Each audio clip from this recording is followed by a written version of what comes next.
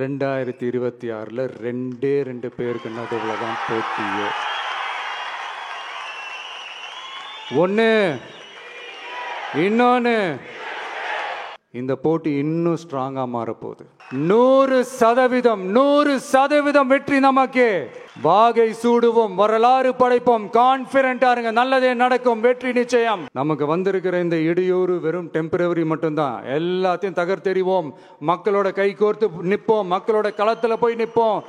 நம்ம பயணத்துல தடம் மாறவே மாட்டோம். இந்த கபட நாடக திமுக அரசோட தில்லுமுல்லுகளை தாங்கி பிடிக்க இயலாமல் உச்ச நீதிமன்றத்தில் திக்கு திணறி நின்றது. விஜய் மீண்டும் ஒரு முறை சொல்லியிருக்காரு, அதிமுகவோட போட்டி கூட்டணி கிடையாது, எங்களுக்கும் திமுக. ஒரு விஷயம் சொல்றேன், நான் என்டி ராமாராவ் முதல்ல கட்சி ஆரம்பிச்சு எத்தனை நாள் ஆட்சிக்கு வந்தார்? அதனால தேர்தல் கூட்டணிகள் எல்லாம் ஜனவரி பிப்ரவரியில் கூட நம்ம ஃபைனல் பண்ண முடியும்.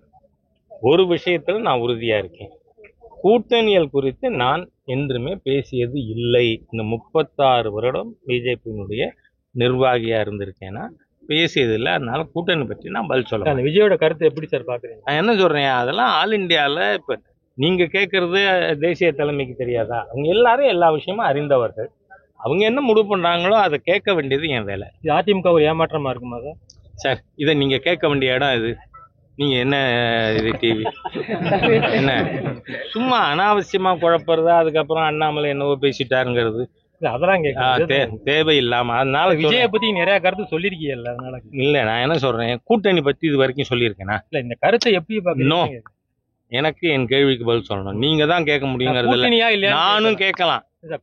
அதனால இந்த கருத்தை சொன்ன கருத்துக்கள் மக்கள் பார்த்து கொண்டிருக்காங்க.